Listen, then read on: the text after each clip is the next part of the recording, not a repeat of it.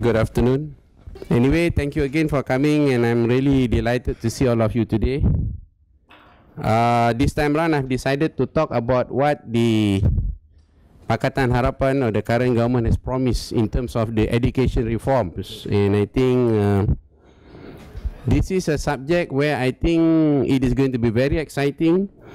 Whatever I say today is only my guess, my thoughts on it, but we have yet to see what will happen.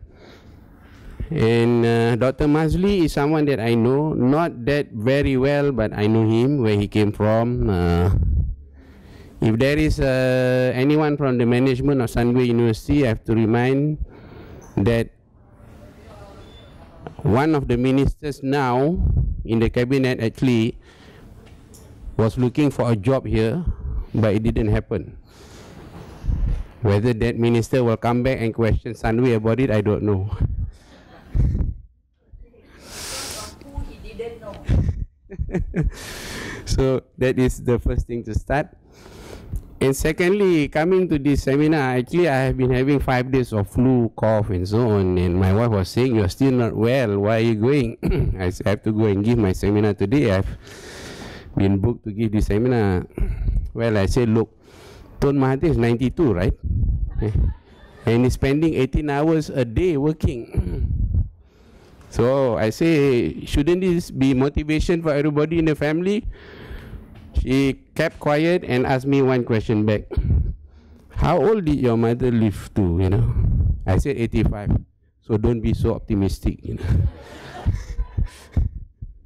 So this is my wife, whom I've lived for more than 40 years, and it's always reminding me to know where I stand and how capable I am, you know. And he said that actually Tun Mahathir is not your father anyway, you know.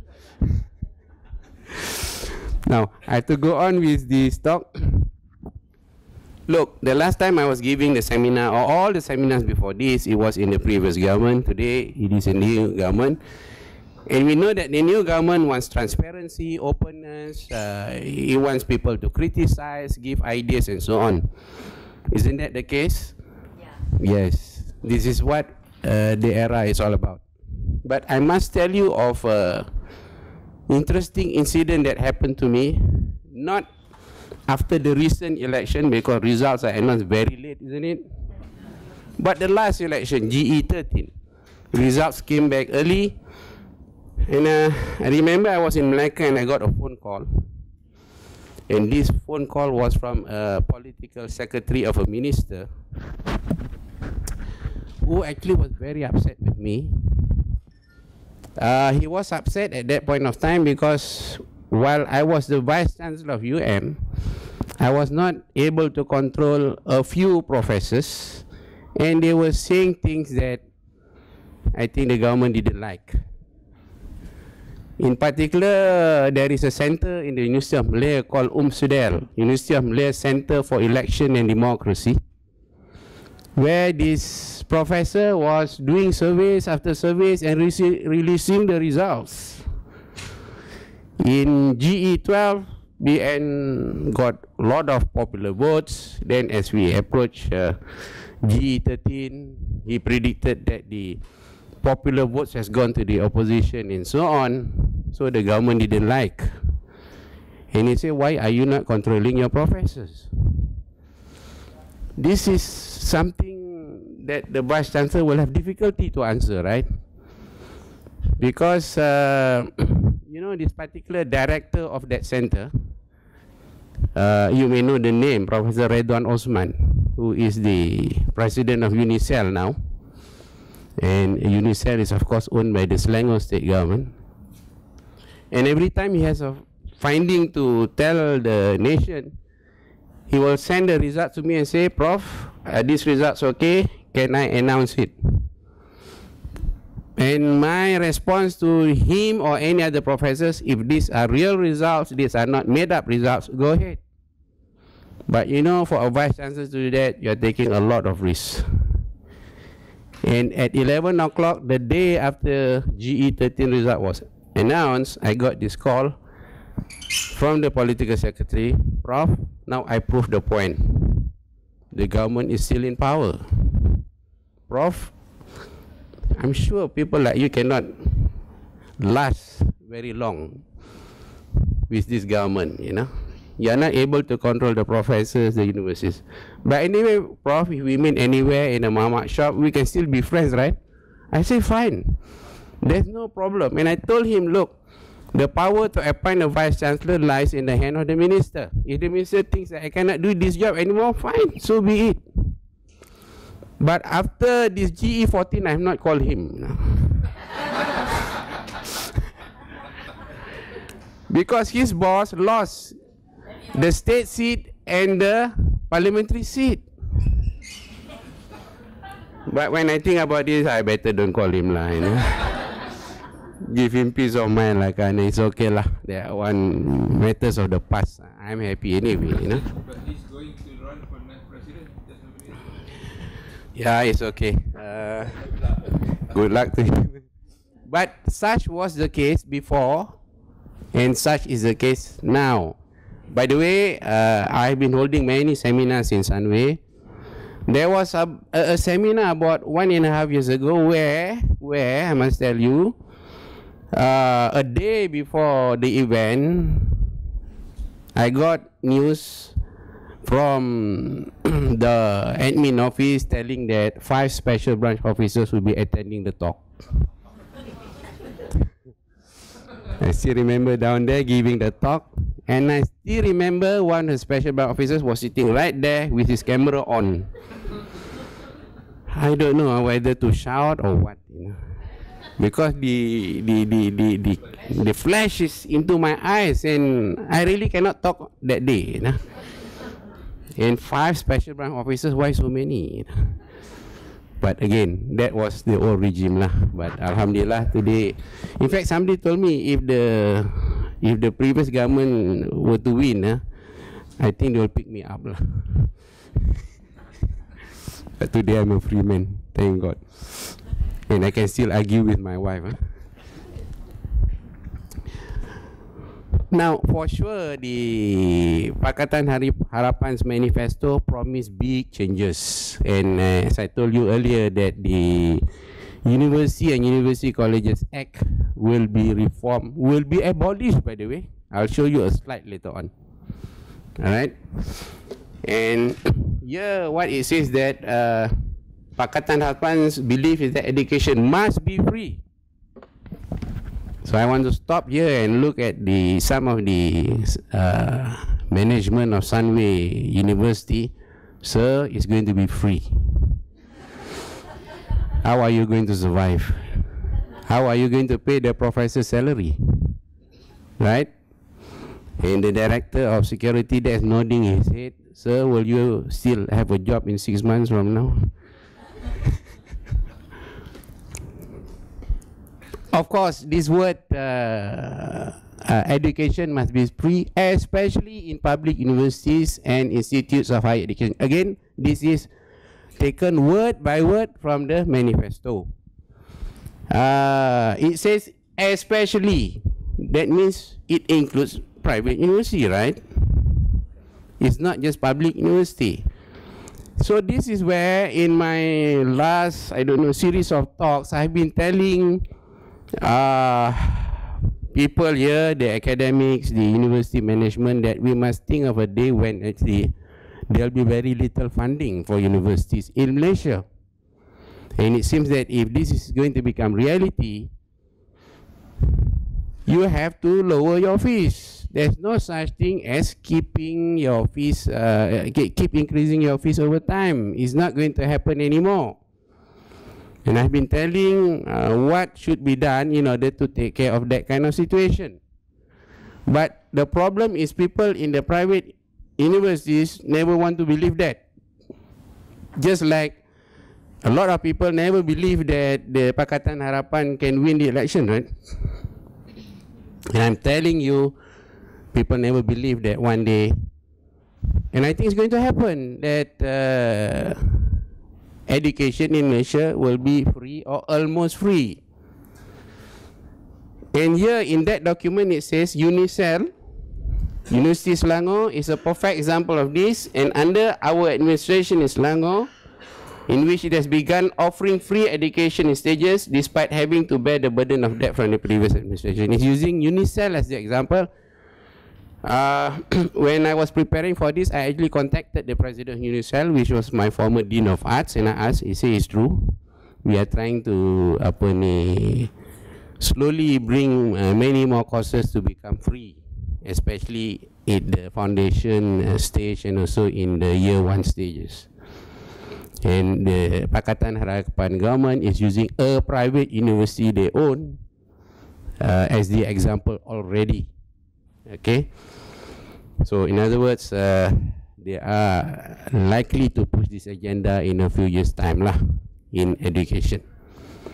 So if that is really going to happen, can you just imagine what is going to happen to University Petronas, Sunway, Taylors, and so on?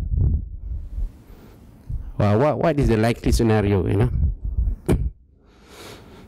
Because you cannot charge fees anymore.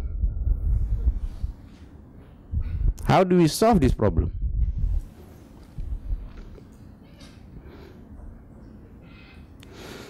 See, nobody is speaking up.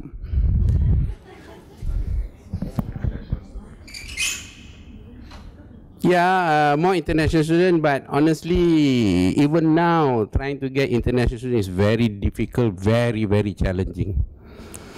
And the university that once used to have 50% international students, I think the ministry is telling them to close down the university already. I don't want to tell which university. I don't want to be sued.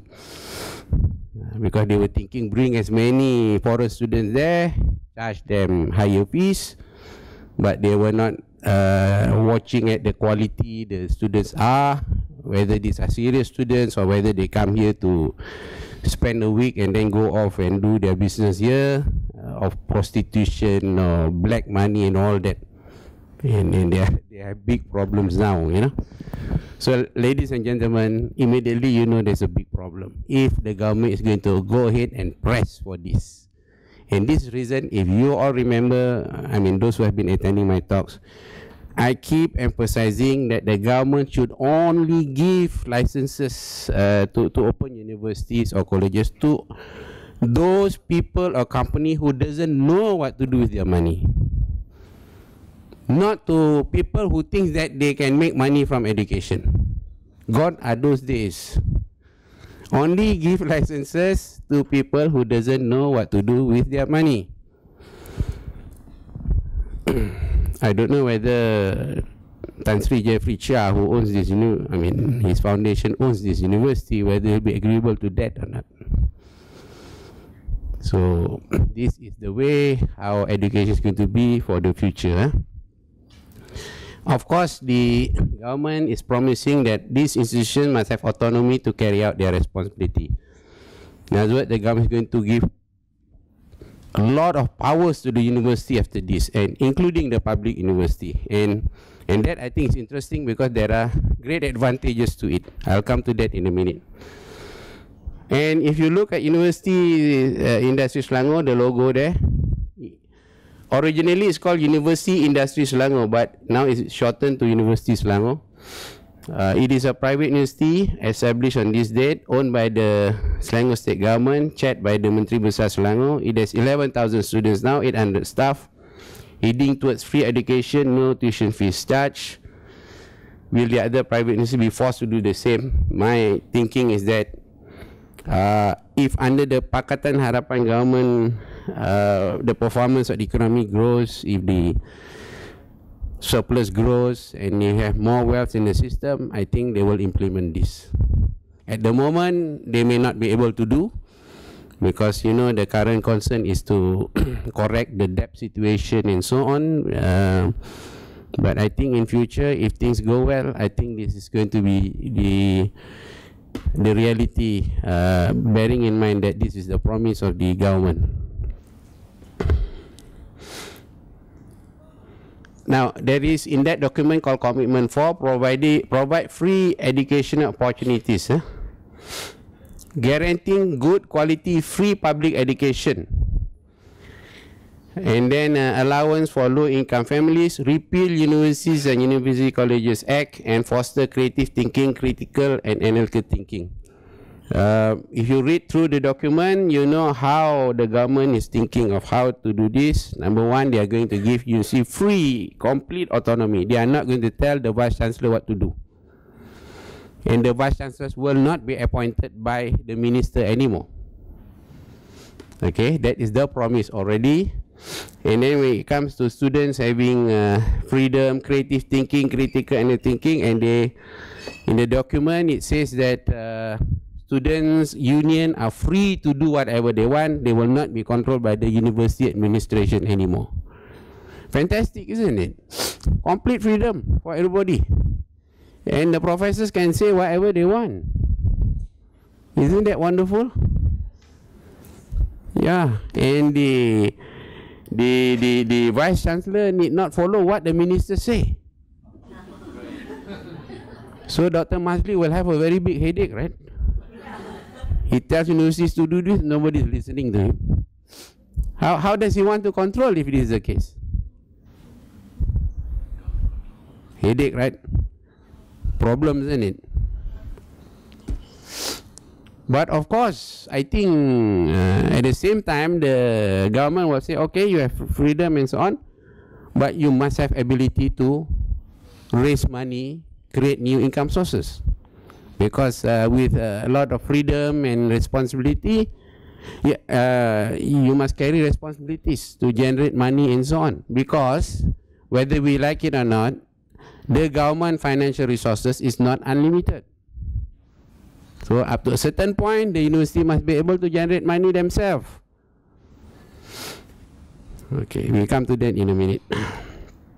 And as abolishment of existing act, the Pakatan Harapan government will abolish the UUCA and other IPT acts and replace them with comprehensive and better laws to guarantee high quality of education, academic freedom and so on. Where Sunway University is concerned, it comes under Act 555, Private Higher Educational Act. Okay, where this Universities and University Colleges Act, this applies to the public university.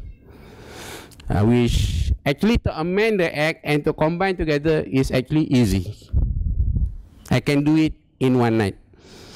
I can combine both acts and then you say all universities follow this same act. Because number one, both public and private university, the minister is not going to interfere. They are going to give money to the public university, you manage those funds, you appoint the Vice-Chancellor yourself. And all this is already happening in the private sector anyway. But I think as a matter of fairness, I believe the government will have to allow the private university to get some grants from the government too. At least the R&D grants, more scholarships and so on and so on and so on.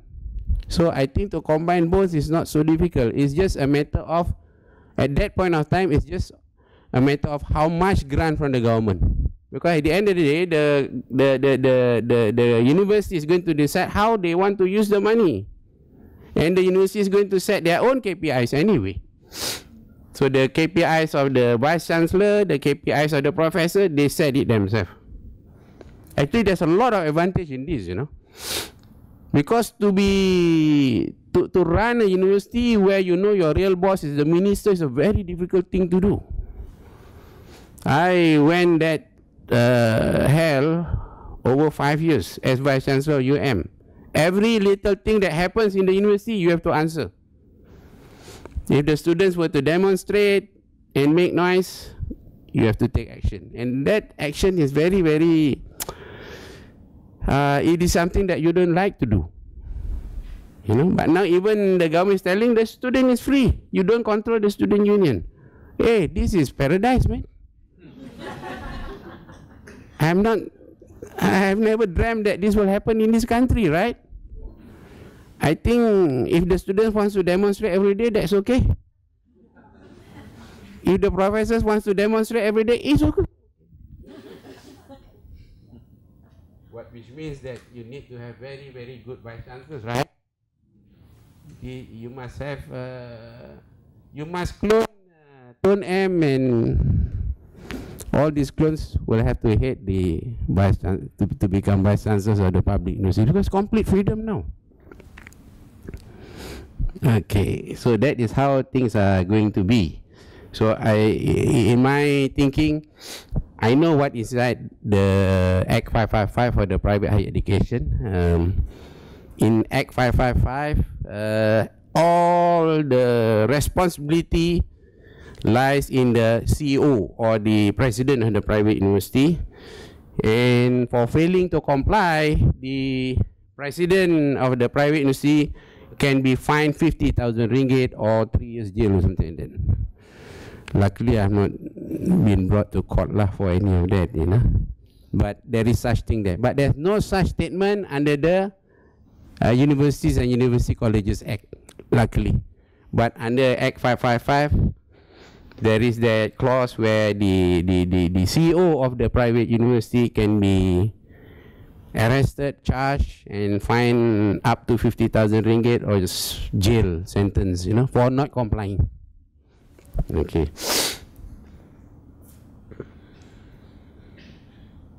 Again, this is from the document, okay, will be revoked because it is oftentimes abused to suppress freedom of students. So, with this kind of statements in the manifesto, the government cannot say, oh, sorry, I think we have overdone it. They have to actually do it, right? They're even saying that the University and University Colleges Act is suppressing freedom of students. Boy, I like to become a student again, man. Why was I born in 1956? You know? I should have been born a little later to enjoy university life, isn't it? But this is the case lah. Students' union will be provided allocation by academic institutions and they will operate independently without government intervention in accordance with the practice in developed countries. What? Like the UK, is it? Like the US, Australia? I think they want that kind of student union to be set up in this country too. So again, my friends, I don't write these things. These come from the manifesto. Okay. By the way, I must tell you, it is interesting that soon after the election result was announced, I didn't believe that Melaka could fall. But after knowing who has been appointed and so on, I was happy because the Chief Minister of Melaka was my former staff, by the way. He was an engineer in our maintenance department, and one of the students has become the ESCO for education in Melaka. A very young man, Fendi Ahmad. I think he is Adun for one of the place. And it is interesting. What is interesting here is that this young group of people are very IT savvy. They use Facebook, Twitter, and whatnot. And I could see the exchanges between him and some of the MMU staff already. They are criticizing him, you know, the ESCO. This is a change because I don't see these things happen before too. Nobody would ever write anything nasty to the Ketua Menteri Melaka before. Everybody is full of respect. And now I saw some MMU staff writing and hitting at Fendi Ahmad too. Isn't this interesting? You think directly they can complain to them now. And this has never happened before. And the ESCO Pendidikan Melaka is somebody that you only meet in formal events. But now you can communicate with them 24 hours a day. I hope he won't get fed up lah with all the criticism he's getting now, you know. So this is a big change that has happened with the social media and so on, and I don't think they can get away with this. And not only that, in my handphone there are at least 2 WhatsApp group, and I've been put inside there lah, by the way, that's why I know, where they say this is a WhatsApp group to monitor the performance of the Pakatan Harapan Melaka State Government. It's inside there. You want to be in the group, I'll contact the admin, I'll put you in. It's tough, you know, to be a minister now. It's tough because everything is being commented for. And honestly, the storage is running fast, you know, my handphone. And I have to do a lot of deleting now.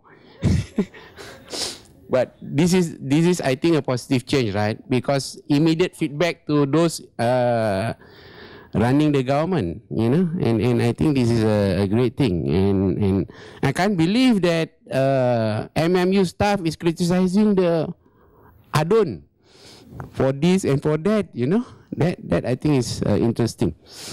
And I think the same is happening with Dr. Mazli, right? Dr. Mazli is a little bit more gentleman, asking people to give ideas and to criticize, right?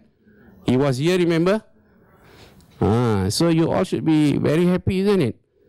Only that I think he'll tell you, find your own money lah, you know. Because, well, those who have to pay back the PTPTN, now that 4,000 bar has been removed for the time being because the government finances don't allow that, right? So you have to keep on paying PTPTN, right? But you can still go overseas. This is one thing they have taken off lah. Whether you pay or you don't pay, you still go overseas if you want to, right? Now, before I continue further, I'm sure the Tun Mahathir with all his team of advisors, Council of Elders, will solve the economic problem, will solve the debt problem, and so on. But of course, money is always never enough, right? To think that the government will suddenly have a huge amount of money for education is a dream. I don't think that will happen. To think that the government will have tons of money for free health service and so on will also not happen. I don't think so. But the true state of affairs now is that since 3 years ago, the public universities like Institute of Malaya, their operating budget has been cut by half. At one time, the University of Malaya was operating on a 550 million budget, but now they are down to about 270 million a year. And to think that the government can suddenly revive and give them back the 550 million, I don't think that will ever happen. And because of that, a lot of staff has to be laid off, contract staff has to go, no more research assistant, blah, blah, blah, blah, blah. That is the real situation now. Whoever running the public universities is an especially tough time. And by God's grace, God removed me from the system before all this. You know, so sometimes don't cry when something happens you think it's not so favorable to you, because actually it's good for you, right? During my time, I was enjoying my life. The professors cannot complain too much because I can give the money. But soon after I left, money was cut. And how much also they complain, they never get the money lah.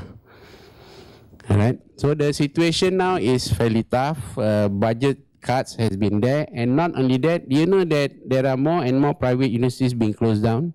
The PTPTN loan never cover their expenses anyway. The PTPTN loan cannot even cover the tuition fees in the private universities, let alone to cover the the living allowance and so on, living costs and so on lah. So all around, whether it's public or private, the money is in a rather crunch situation. So it is not something that everybody should be craving to go for lah. Okay, and whoever is to be appointed into this position will have to be really creative on how they can overcome the financial problem, because with what Tonem is trying to do to correct the debt situation, there will be not much money in the system, and I don't think the public university budget will be restored, and I think there's going to be a few years like this. So if you are a potential vice-chancellor, if you have a chance to be considered as a vice-chancellor, and you know you want this government to succeed, that means you must try to help all these things promised in the manifesto to work. What would you do? Ladies and gentlemen, I'm giving you an opportunity here. If you find some good answers, then probably we can push forward your name as the potential Vice Chancellor, because I think it's not so easy to do the job anymore. So before I go further, I just like to ask from all of you, if you are given the chance to be a Vice Chancellor, first of all, do you want the job or not? Assuming you want the job, how would you make sure that this 50% budget cut about 3 years ago is put back? Knowing that, I think the government may not have the money lah in the next few years. I think. How do you solve the problem? Yes, ma'am. Yes, doctor. Your list of sponsors from maybe enterprise, industry, get them to sponsor the industry. Public, Okay.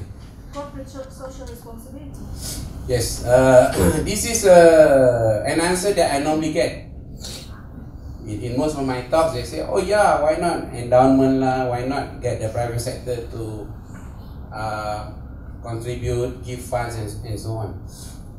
You know, I must tell you something, when I was Vice Chancellor, 2 or 3 times the Alumni Association organized fundraising. And has nearly about 200,000 alumni, right? After 6 months and after the exercise, the report will come back. Actually, we spend more money with the stamps than what we collect. It costs more to send off the letters appealing to them than what they can collect. And I know in the University of Malaya, we have produced a few billionaires, by the way. I know of them. And none of this is given anything. Even though we tell them how desperate the university is, none wants to give. What is wrong with Malaysia?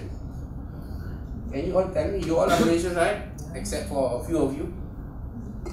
Why are Malaysians like this? Or is it that when we amend all this, then they will give? What do you think? Yes. I think they don't see that the public university is doing the right thing. And then they see no point contributing money, is like throwing money into the sea. But if the university is doing the right thing, they'll be more than happy to contribute. Wow, I really like this optimism.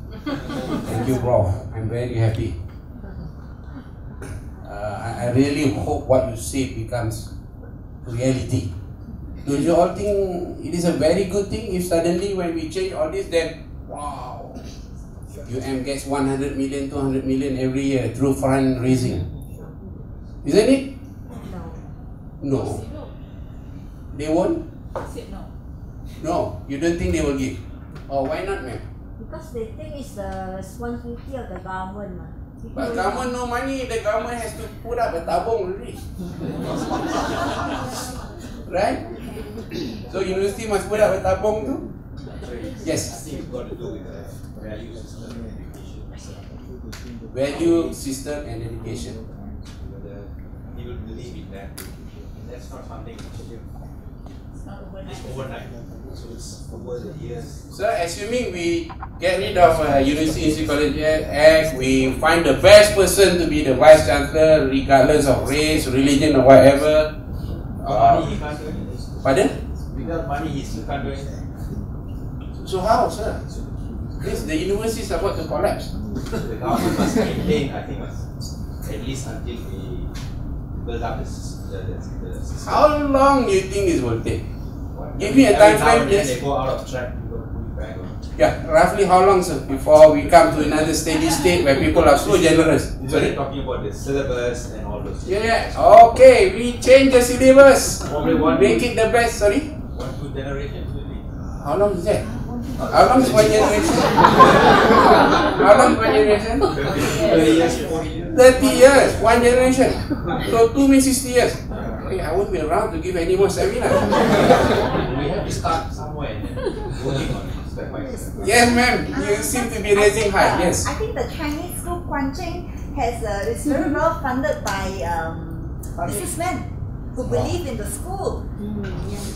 Guancheng. How much do they get, by the way, if you have that information? Okay. But I know they have very nice buildings and they can keep on improving their school. Okay. Do you know? Good. I heard Chinese schools are well funded too. Yes. No, donation. But the University of Malaya, one of the largest public universities in Malaysia, with a population of about 28,000 students, needs about 250 million a year additional money. Needs 250 million ringgit operating costs. How many generations, sir, please? Please. What is it? People must learn to give back. People must learn to give back. So how to solve this? I don't want solution, is it? What is it, sir? Continuing from what I just said just now, the mode of validity is oil and gas because it's coming back. For 75. Oil and gas? No, because it's coming back. Okay. $75 US. Okay. $52 US the budget, right? Okay. I think with the current trend, it is going to go up. I mean, let's say, let's produce anything related to the industry. So to you, oil and gas is going to be the solution? One way. One way. 50% of the solution? Maybe, okay. The other 50%, anybody got any ideas, please? Because you see, it is very easy to comment, the government must do this, must do that, the vice-chancellor must do this, must do that, right? Now I'm giving you a chance to tell me, because if you give me some good ideas, I promise you I'll tell Dr. Mahdi. I promise you that. I have a channel to tell you. The 140 million fund. Sorry? 140 million fund. Oh, ringgit. Because they have immediately. Not enough. There's only 6 months for UM. Yes, anybody got any more ideas? How we can? I'm very keen to know Yeah. what the budget apportionment is for public universities. What you spend on administration, what you spend on faculty, what you spend on brick and mortar. Because until you know that breakdown, you're not able to see whether you have an administrative load and other ways. I'm also sure that in public universities, if they're offering free education, there'll be many people who will go and teach there free for the love of teaching and will, for national to contribute towards the country.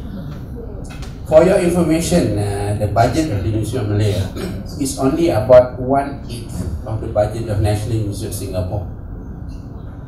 1/8. The National University of Singapore gets much more than that. The R&D budget of the National Institute of Singapore, the R&D budget alone of the National Institute of Singapore is 400 million Singapore dollars a year. The University of Malaya only gets about 100 million ringgit a year as a research university. But the National Institute of Singapore, 400 million Singapore dollars a year. What is the student admin ratio? Okay, the total staff in the university, because University of Malaya has two major parts. One is the hospital, one is the university. The university part will have about 2,500 academic staff and about another 3,000 supporting staff. So 5,000 or 10,000? No, 28,000. Can they do something like the HRD fund that the PH government now is in place? I think the mindset has changed. So I think most people will contribute. The example is the gathering of 7 million, the following day another 7 odd billion immediately coming in. So people may have a change in the mindset and may contribute positively because we are calling it one Malaysian concept. I think that they will contribute. If you come up with certain schemes, and one will be HRD fund, you're giving 1%.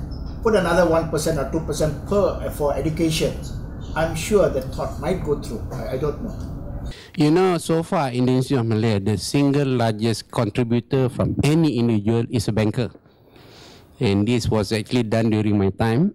He gave about 30 million ringgit for a building in the university.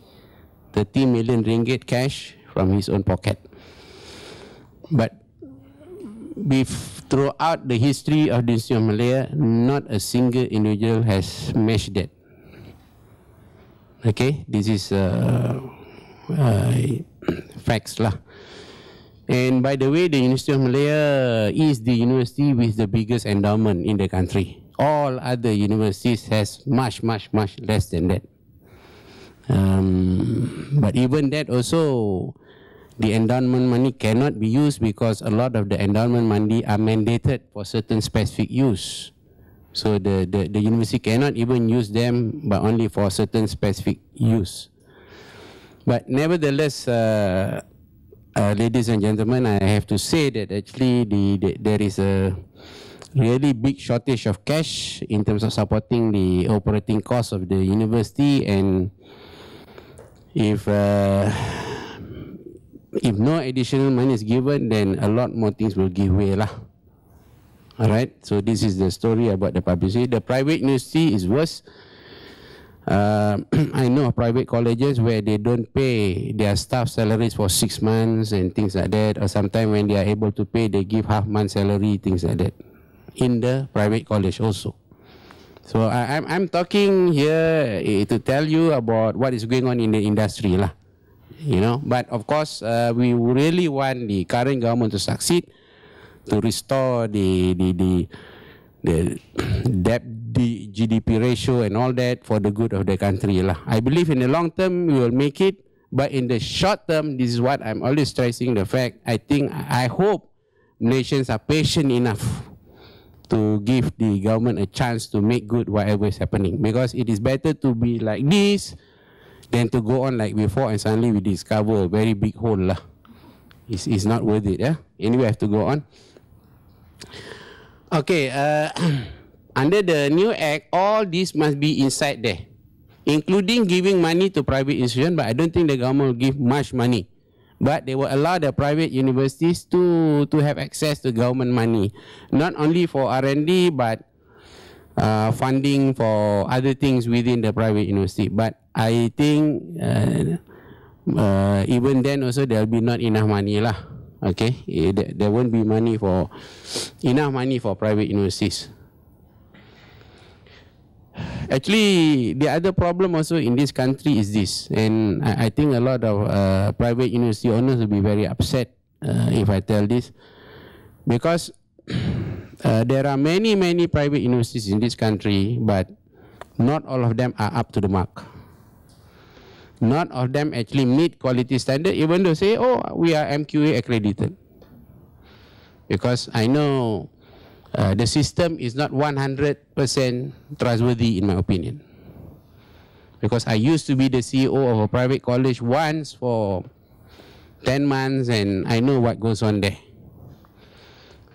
I just hope that this current government will be serious to take action against those universities or colleges that actually cheat the students. Cheat means give certificate, diplomas without the student actually meeting the requirements to get those certificate and diploma. So even though in the public university this is not a problem, but I think there are this issue of integrity within some of the private universities and colleges. It is sad to say this, but I think this happens, and I hope Dr. Mazli will really look into the work of his enforcement division, because you know, a lot of worms in some of this, to be honest. So that's it. Appointment of university top management team. This is in the Pakatan Harapan document. It says that the board of directors will be given autonomy and authority to appoint their own vice-chancellor and deputy vice-chancellor based on their merits and in a transparent and competitive manner. The board of directors will be empowered to determine performance indicators, evaluate achievement, blah, blah, blah, and so on. Now, actually, this is very, I would say this is a landmark decision if they can do this. And there's a great advantage for the government. You know, all this while the government will be questioned about everything. About student intake, student quota, language use, right? All this will be questions that the public will be saying. How come is doing this, doing that, this, that? And the government has to answer. And I think rightfully the government must answer, because the minister appoints the vice-chancellor. Because the minister appoints the members of the board of directors. the minister appoints the deputy vice chancellors. But now, if the vice chancellors are appointed by the board of directors, the minister can, if suddenly the vice chancellor say, oh no, we are not going to follow the quota system. It's open and free for all races. We will not set any quota for any race and so on. Is that good or not? I want you all to look at me and answer me. Don't look sideways. I'm saying now we have a scenario where the vice chancellor is appointed by the board, and there are about 12 to 13 board members in the university board. So now we have a situation where the board decides who becomes the vice chancellor, no more the minister. And then when the vice chancellor runs the university, the vice chancellor decides from now on, no more quota in the intake. It's all based on merit. Now we will use everything English. Good or not, sir? If you want to be world class, yes. Good. So, congratulations to whom?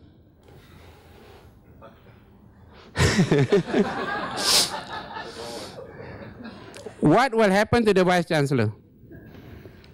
What do you think will happen to the vice chancellor? Let's think of that situation. The minute the public gets to know, oh, no more quota. What do you think will happen, sir? Receive praises and criticisms. Massive protests. That's what you say. What else will happen? Because this is going to happen. What do you think, sir?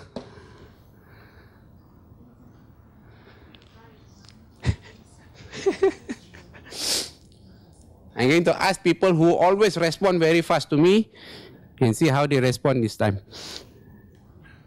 Dr. Ari, what do you think? I think the education minister should spend a bit of time persuading, in fact, public at large. Look, if you want to continue to go forward, you just want numbers but no quality. You have to live with changes. Minister of Education. You see, I have to explain to you one thing. Currently, for example, even though in the previous government they said there's no quota, there's no quota, it's all based on merit. But the truth is, the ministry will want to see certain percentage given to certain race, because they say, look, if you look at the number of doctors from this race is far left behind compared to another one. You know? If you open this up without any quota, the whole thing will be one race. You say, look at the result, yeah. All the perfect score, all 4 A's is these names. The next race is there. So which means in most of the professional courses, you are likely to find one race taking up all the courses. Dr. Suresh, what's your decision? You are the vice chancellor now. Tell me, sir. If you want to create a Bangsa Malaysia, you have to endure the pain and create a level playing field so that all races can catch up. Yeah. Unless that pain, there is no gain. Sure. So the minute you take over, you find that in all the professional programs, it's all one race. Yes, Dr. Ari? I think with this election, we are looking at Malaysians. I don't see anybody else other. That's the way we should. No compromise. And the government is giving the right signal. The AG's appointment is a classic example. Just a matter. Yeah. Race should not play a part. Sir, the AG post is 1 person. But here we are talking about intakes of a few hundred students per course. And here you find that when you go through the merit list, only one race qualified. So what do you do with that? And this is real, you know.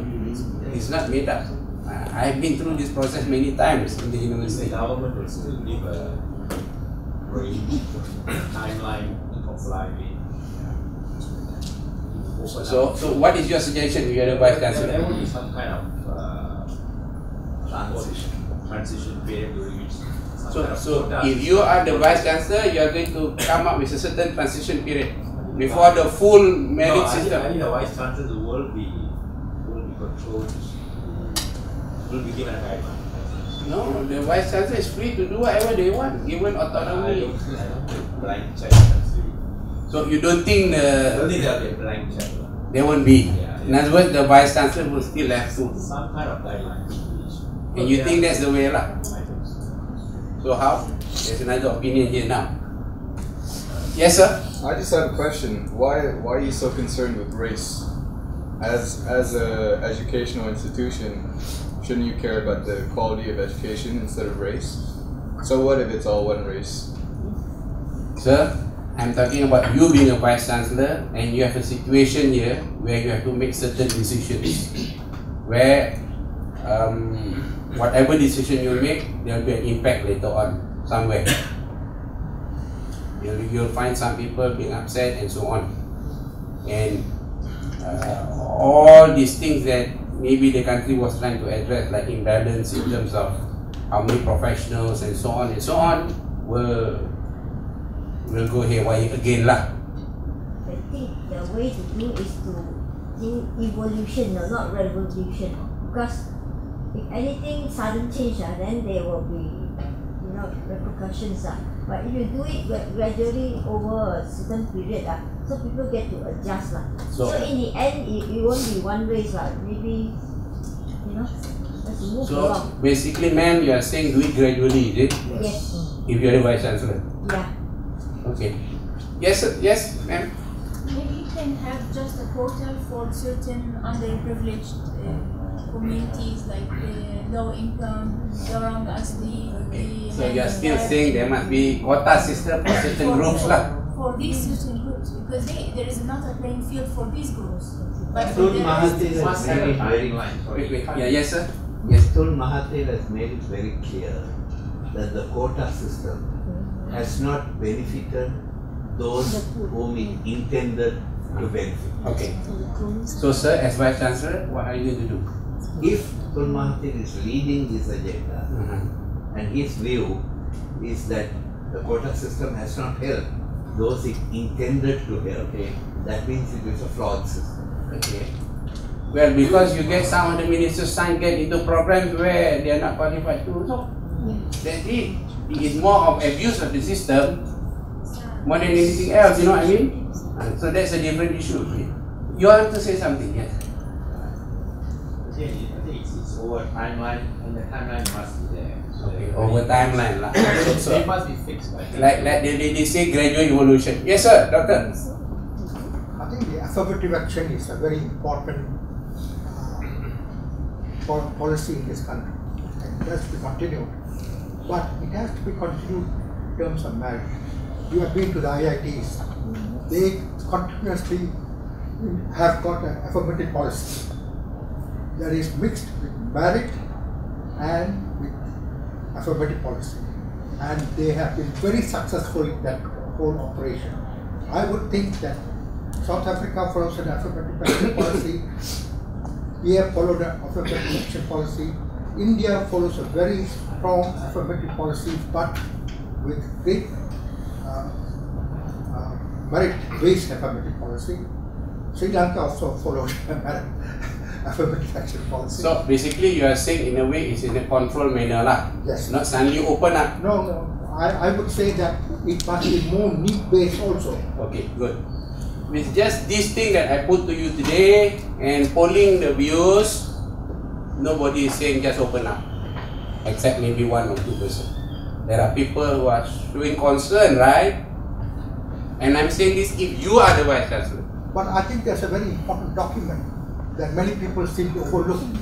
This is 1969 campus report, the budget report, which instituted the social and affirmative, and they were incorporated to the 1971 Yeah. University and Colleges Act. So basically, sir, what you're saying is that if you're the Vice Chancellor, you will not just open up like that, but come up with a certain new policy where there is affirmative action plus merit-based system. That's what you're saying. But not overlooking the whole question of quality. Of course, of course, of course. This is our major problem. Sir, the University of Malaya is a university where when you talk about the professional courses, for example, medicine, everyone that gets in there is 4 out of 4 flat. You cannot get better quality than that. Those who get into the dental faculty is 3.96 out of 4, the worst result. So you don't have to worry about quality anymore, right? They are the best in Malaysia. In fact, they reject 4 out of 4, a lot of them.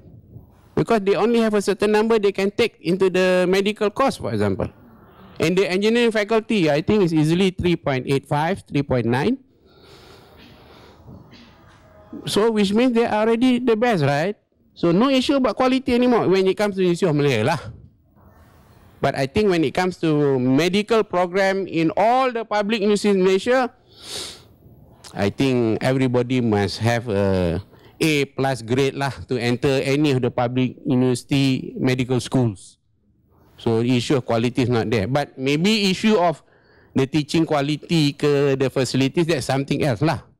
You get what I mean? But what I can gather from just looking at what Pakatan Harapan has proposed, and when I ask you if you're the Vice Chancellor, nobody is saying just open up. But he is also guided by the board. Of course, of course, of course. But you know the advantage of this, when it happened, the minister can say, actually you go and ask the Vice Chancellor lah. Because they are open now. So the minister don't have to answer anything, you know. It's easier to be the minister now. Because before, the minister have to answer for everything from quota lah, to language instruction lah, to scholarship lah. Then how is he going to control the policy? How is he going to control policy? Right? That is your question. Very good. If you give me the answer now, I'll propose your name already.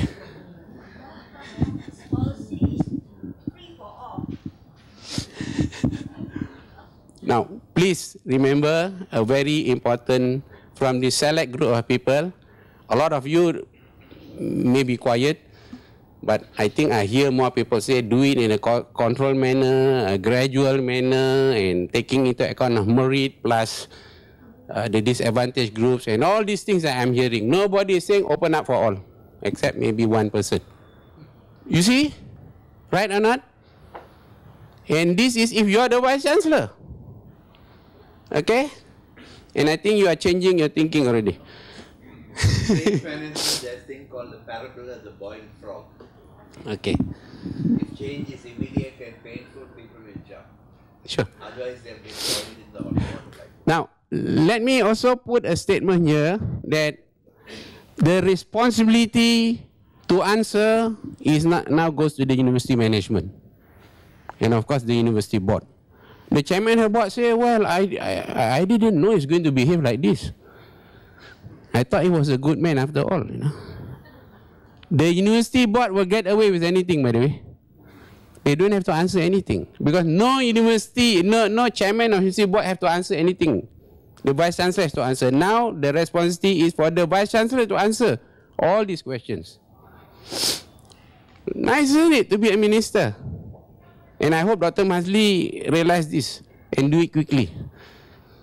But it is going to be very tough because the Vice Chancellor now will not only have to handle all the sensitive issue of language, quota and so on, he will have performance indicators, KPIs. And certainly inside there, the KPI for money is going to be there for him also. So in other words, the future Vice Chancellor is not going to be that handsome, nice talking academic. Is not going to be anymore. No more. Because that person who is appointed Vice Chancellor has to answer so many things. I don't think that person is going to be somebody from industry too. Because somebody from industry coming to lead the university will have problems to answer in terms of papers, research, direction and all that. It's not going to be easy to answer that also. And the professors normally will not listen to them. You know what I mean? Because if you get about 20 or 50 full professors in university writing to the Prime Minister, we have lost our confidence in the Vice-Chancellor. The Prime Minister have to think whether to keep the Vice-Chancellor or... And the Minister can just say, hey, look, Chairman, you know, I've got 50 signatures from these professors. You can look at this. And they don't respect your Vice-Chancellor anymore. Can you please reconsider this matter? You think the board is going to just hold on to your Vice-Chancellor? And as a Vice-Chancellor, with 3 months' notice, you're out of the job. You can be removed with just 3 months' notice with a board resolution. So, here, this is the likely scenario that is going to come. So, anybody who wants to be a Vice-Chancellor, please? It's not going to be easy, right? But the job of the minister is easier. Oh, you ask the Vice-Chancellor lah. Because now our country agrees the university should have autonomy, freedom of speech, right? So how it will look will be this. The minister currently appoint the Vice-Chancellor and all the board members. In future, maybe, I'm saying maybe, the minister may appoint all the board members and the board members appoint the Vice-Chancellor, or like in Indonesia, the minister will nominate a few board members and the university community nominate a few board members and they sit there. I don't know which is going to be the scenario. But in Indonesia, the scenario is 60-40 or something like that. The minister will have a certain number of board members to appoint, and then the university community will appoint their own, including a professor who are representing them, and then from the student union and so on. And then the board members get together and appoint the chairman.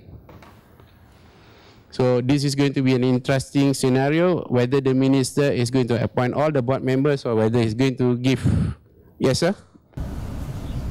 We used to actually have a combination of people appointed by the government to the council, plus the alumni, plus the academic staff from the Senate.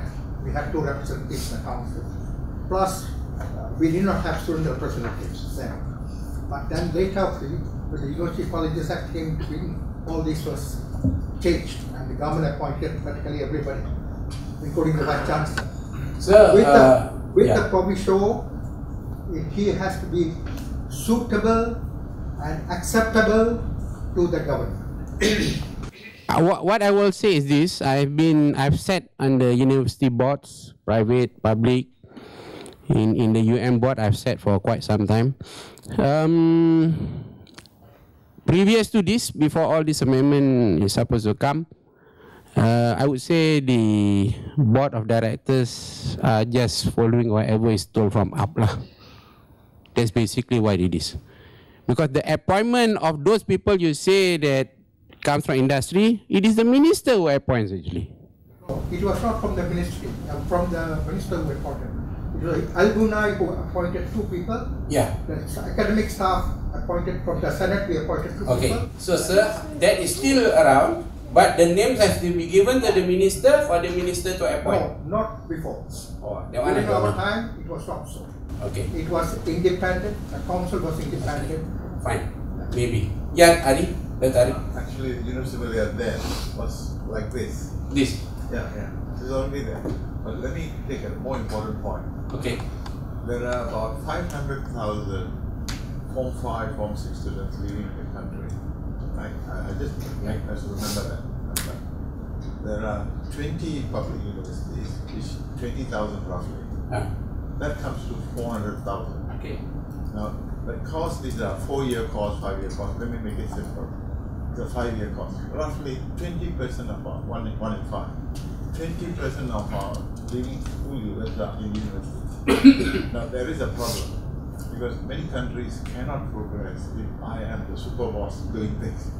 You've got to bring back the vocational, they are high grades, vocational schools. take that, that energy to get a university degree to really productive ability. That has to come in. I fully support that. And then the other point is, all universities are not equal. I remember from the Apex universities, you've got to have 2 or 3 or 4, whatever they are. And they may be given a free hand on this thing of opening to full merit. That's the way to go. Yeah. If you don't have the Harvard and MIT and the Oxford and Cambridge, then you have to forget it. Correct. You see, I think the government, even in the previous government, they want more people to go into TVET, technical and vocational education. But somehow it has been quite difficult to do.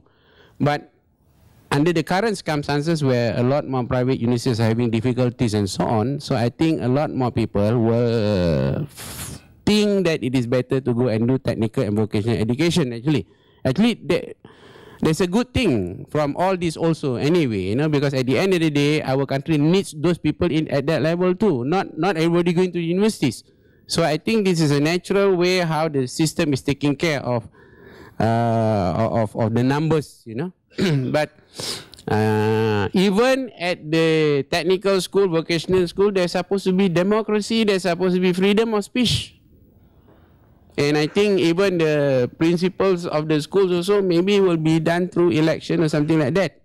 No more like the old system where the Jabatan Pendidikan will appoint the principal, So the system applies at all levels. But I think it is an interesting situation where I think with freedom and so on, there is a lot of opportunity for universities, but you are putting a whole load of problems to the vice-chancellor.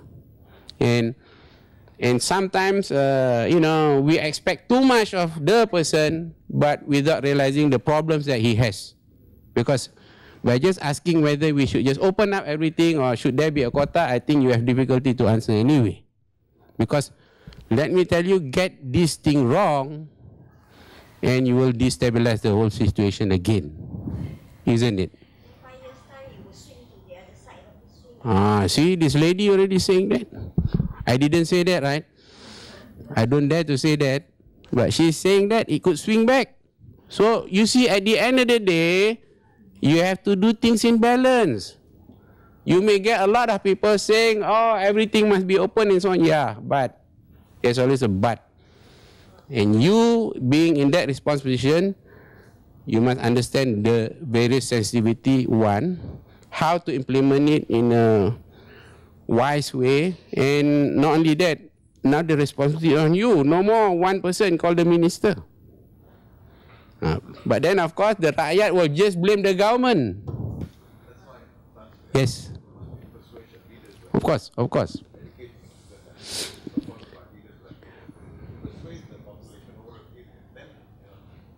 Yeah, so in other words, it has to be gradual change.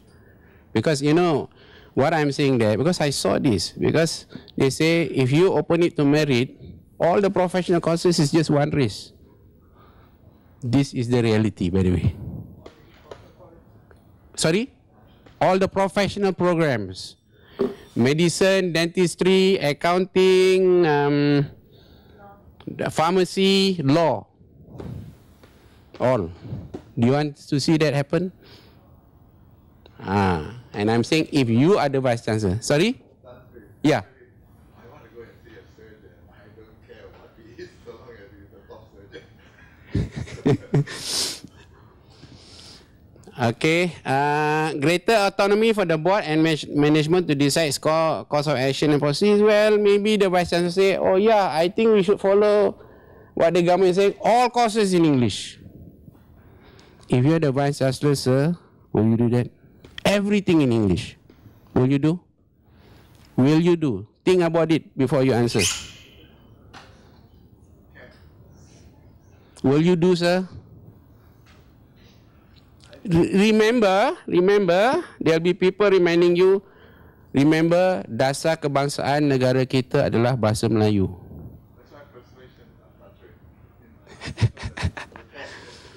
Ari, you are right. I agree with you. We need persuasion, we need time. But I'm saying if tomorrow you're appointed, will you do that? When you teach pengajian Islam, it must be in English. When you teach pengajian Melayu, it must be English. Will you do that, sir? I think there must be some options. But the main has to be English because we're opening up ourselves to global rather than kampung. But Dr. Mahathir is only willing to say science and maths, you know. Dr. Mahathir, that very strong man in Malaysia, is there anybody stronger than Dr. Mahathir? Is there anybody I want to ask? That one is history. Don't talk about history. Dr. Mahathir is the only man who can do a lot of things today where no other politician can do, right? He's only saying science and maths. And you are saying all courses?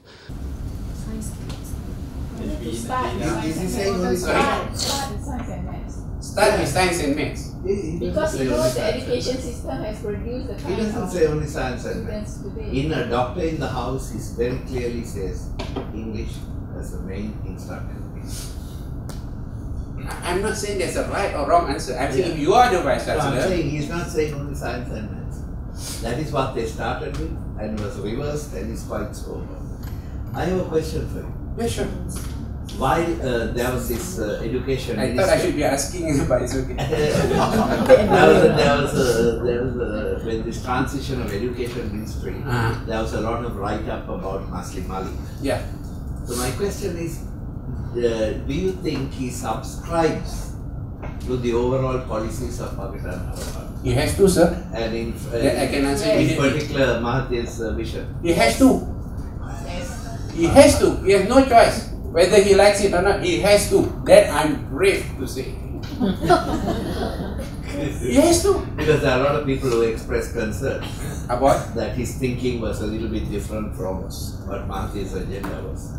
You have been appointed by Dr. Mahathir, right? Follow what he says. If you cannot follow, go and persuade him like what Dr. Ari is saying.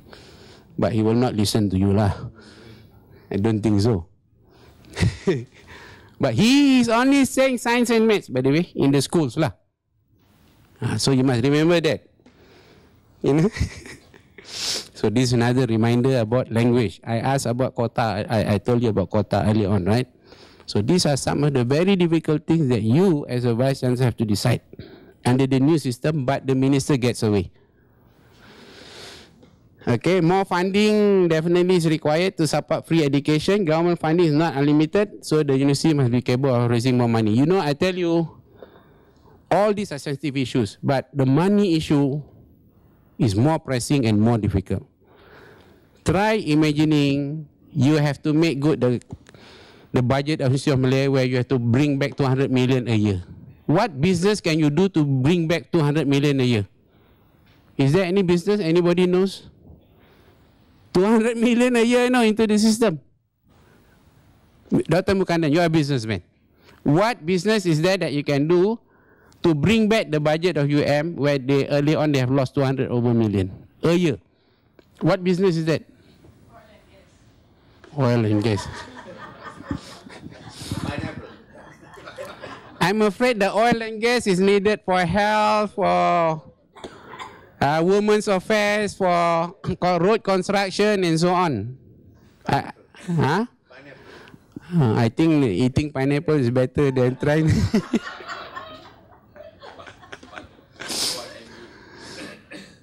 So not only the vice chancellor has to address those sensitive issues, the budget issue is not sensitive, but what are you going to do to raise 200 million a year? Sir, you are a businessman. Tell me, what is it? I don't think you can plug it immediately. But I think make them think more commercially and where you can monetize some of it. Like what? Like what? Your R&D that you are doing. Okay, very good. This is the kind of answers we get very often. R&D, commercialize them. I asked the same question to the president of the National University of Singapore. You get $400 million a year. How much is the income from all this commercialization and so on? You know what was his answer? 10%. Not 10%, sir. 10 million Singapore dollars a year. They spend 400 million Singapore dollars a year for R&D. They only get 10 million Singapore dollars a year. Do you think we can do better than NUS?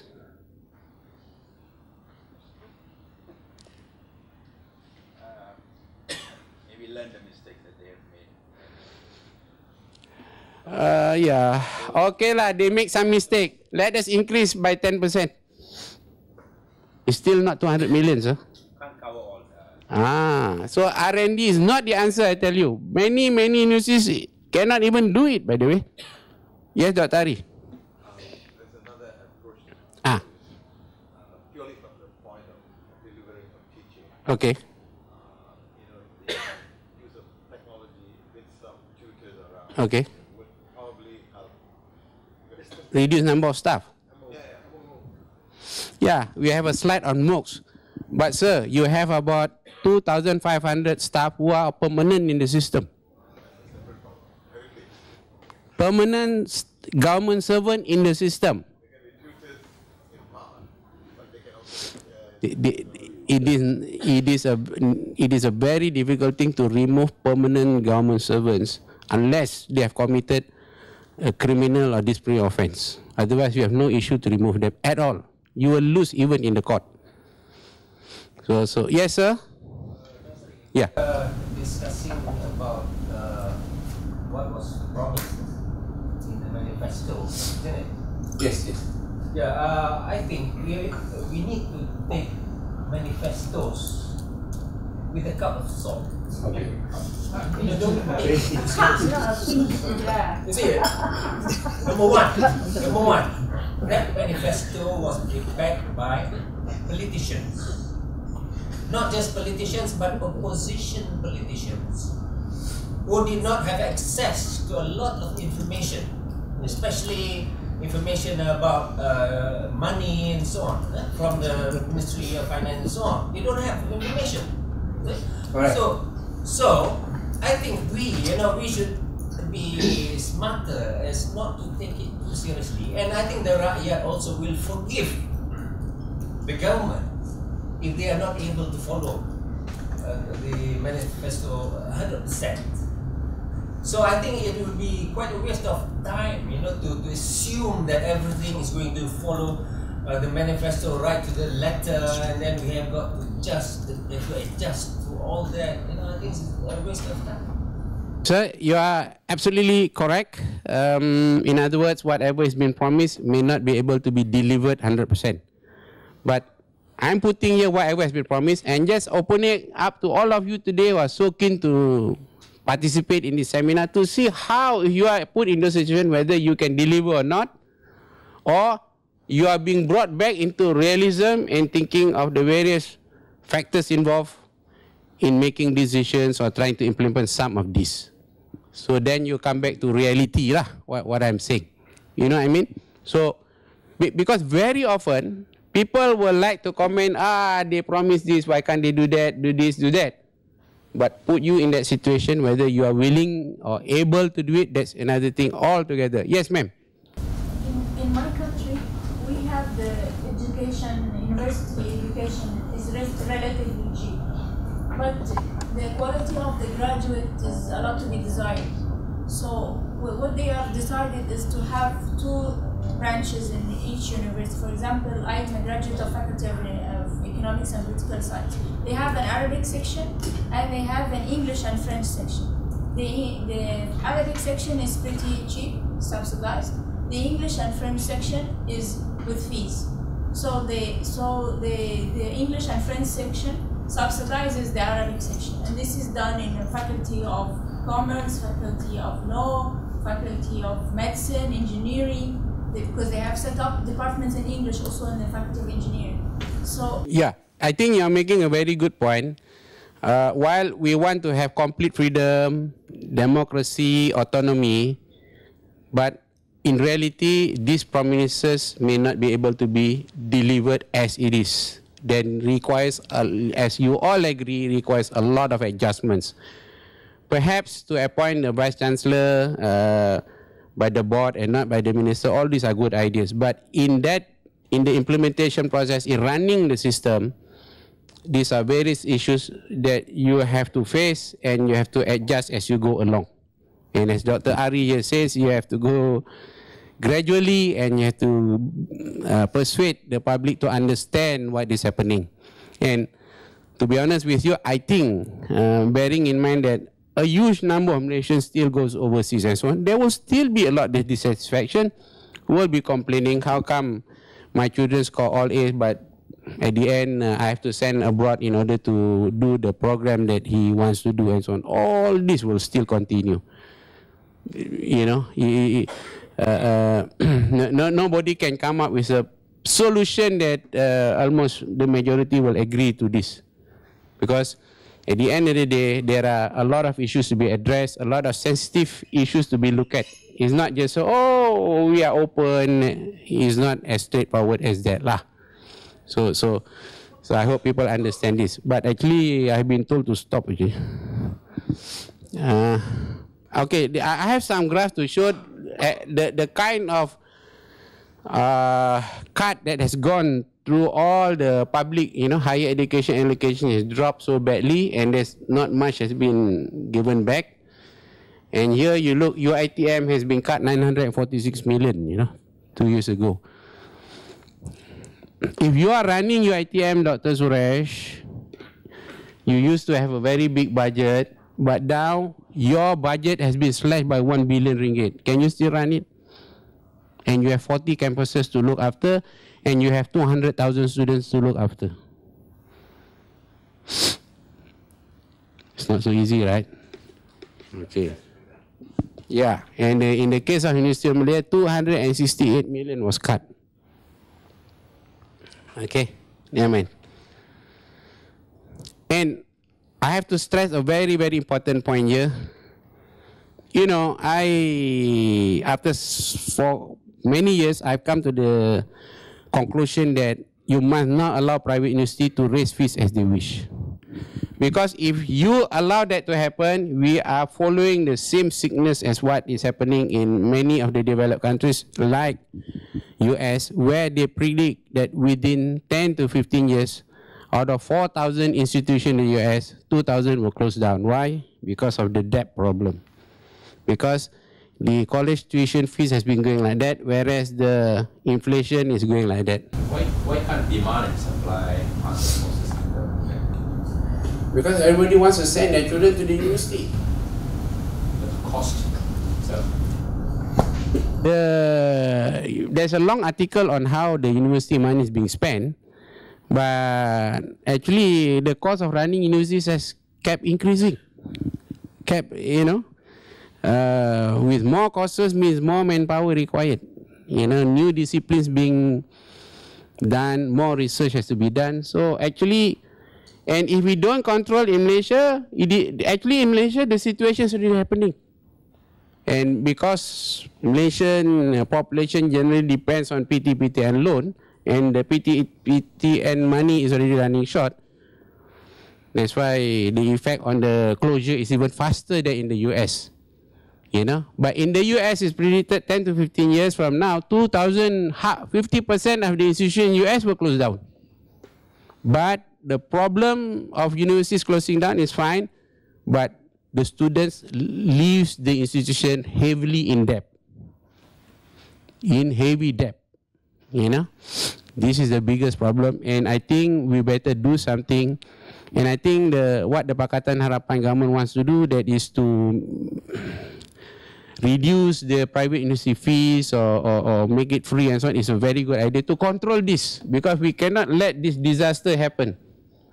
Because then, because now, you know, I meet people from some deep areas in Sabah and so on. They went to some private college here.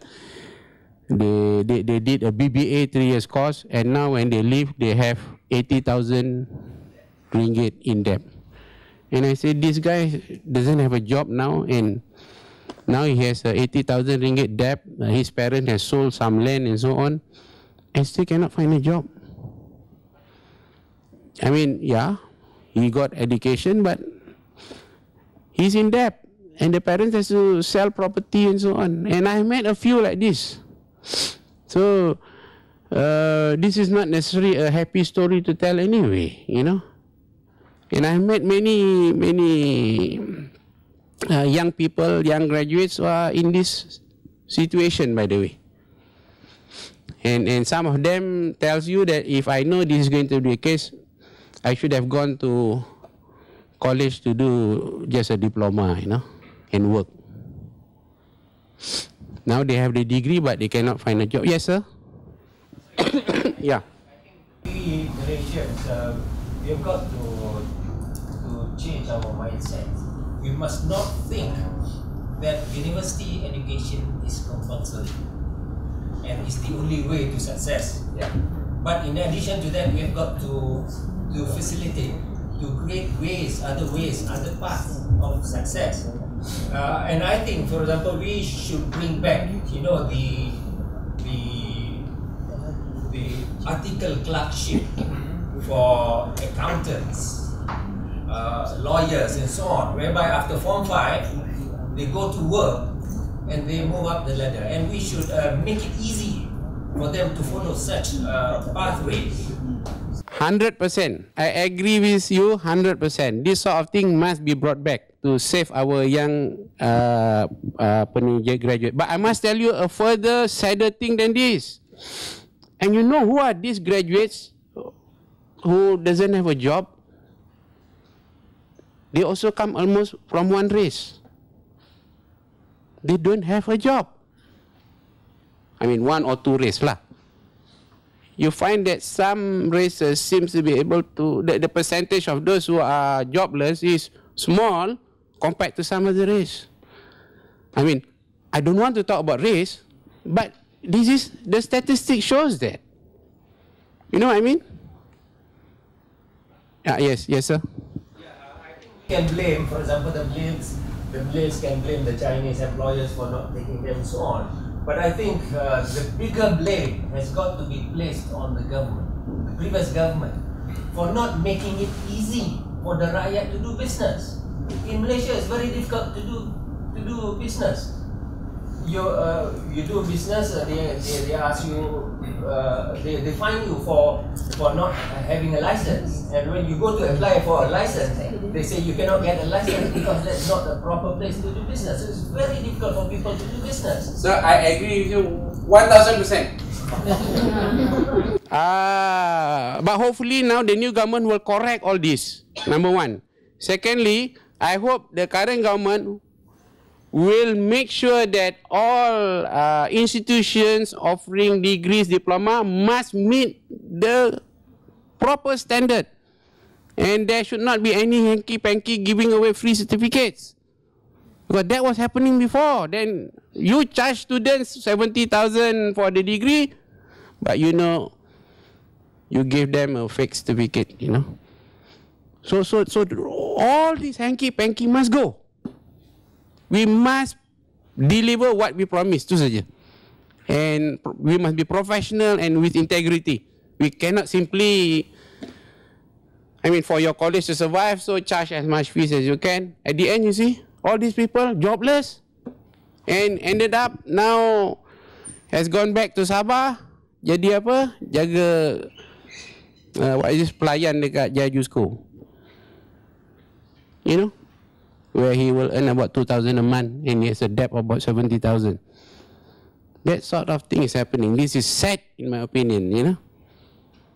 So these are the issues, not just entering universities, but the government has to make sure that the institution that is still around must make sure you deliver the quality. If not, you close down. Don't cheat the students anymore, you know. If you can't do it, close down. It must be like that, yeah. It appears that the Pakistan Manifesto enjoys a lot of support from many Malaysians. But this is a radical reform agenda, and a lot of it seems to be Tun's vision. So if you are talking of slow change, progressive change, fine. What happens after Tun's lifetime? Is there a danger that you'll be back to square one and all this reform agenda will be abandoned?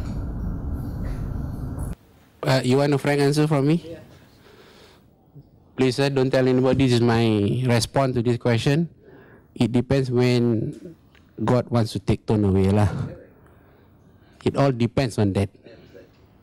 The longer Tun stays around, you see a lot more of this being implemented. But if Tun goes tomorrow, only God knows.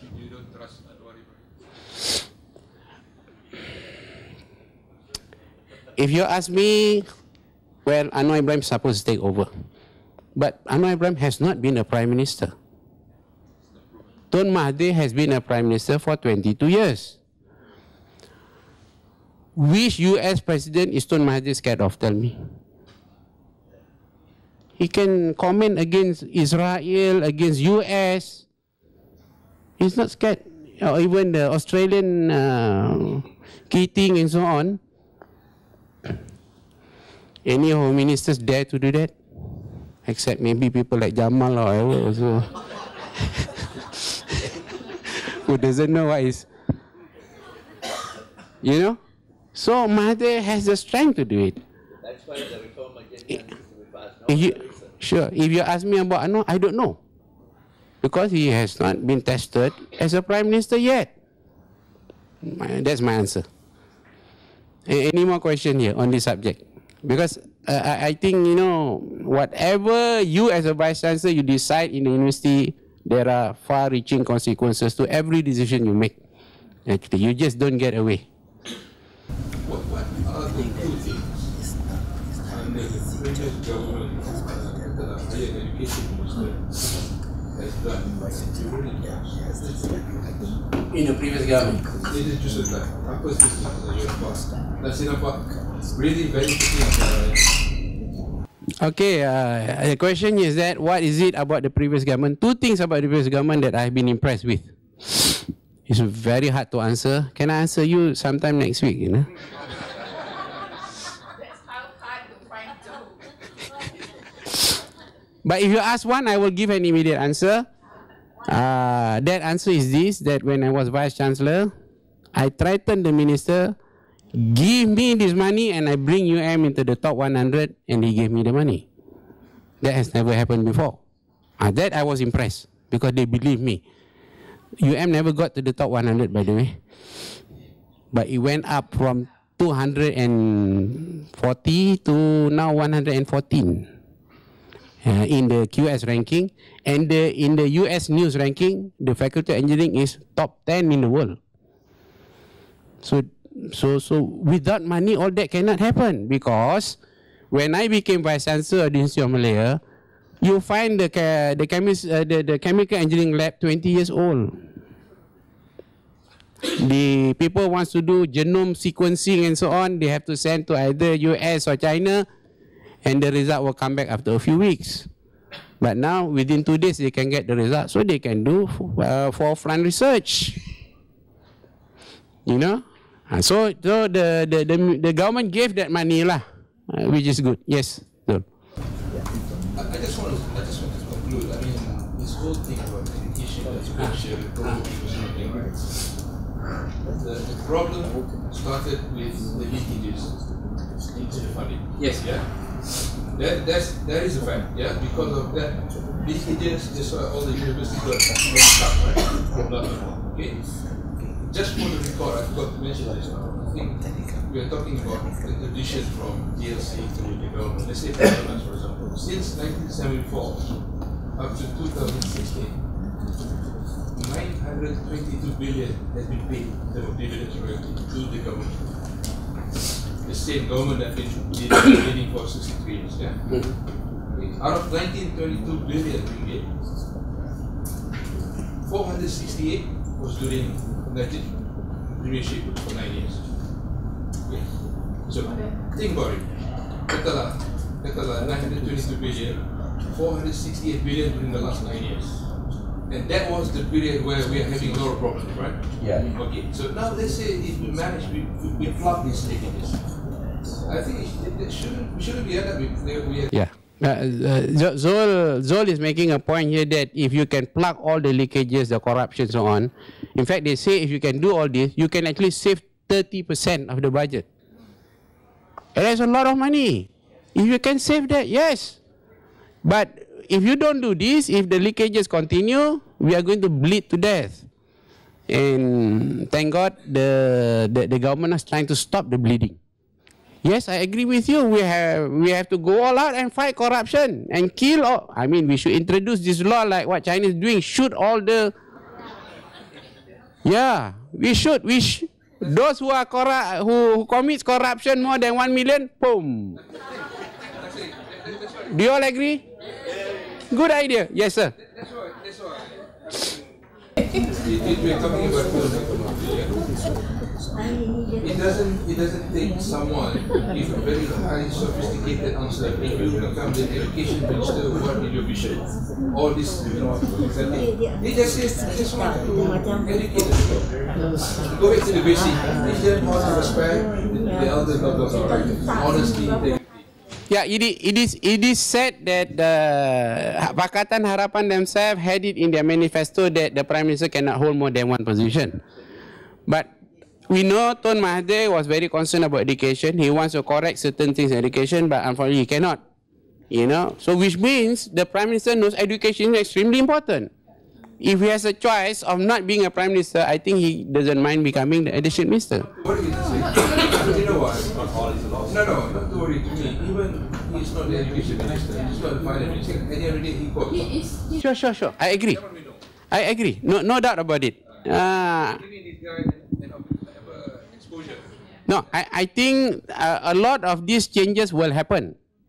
But what I want to tell you is that there are tremendous challenges to making it to happen. And I have put all of you to the test. What would you do? What would you decide? And you all can't give straight answers. And today, you just confirm also, we don't have trust in anybody else but the guy. No, I think we have trust in a lot of people in the new government now. But leadership. Yeah. I think they must be leaders. Otherwise, Tun Mahathir won't appoint them. But the fact is, Tun Mahathir is the best among them. That is the truth about the situation today. Anyway, you know, and we just hope that he will live long enough to see a lot of things being that one. We are not saying nobody is capable of being Prime Minister. No, but we just hope that he will live long enough because Tun Mahathir is such a strong man that he doesn't care what people want to say. And when he says something, people are worried, people take note. So we need a leader that has impact. We don't want a leader where nobody gives a damn to whatever they say, and he keeps changing the views and the policies by the day. Okay, anyway, I think I've taken too much of your time. Maybe we should organize part 2, maybe. Thank you all for staying on. It's been nice talking to all of you.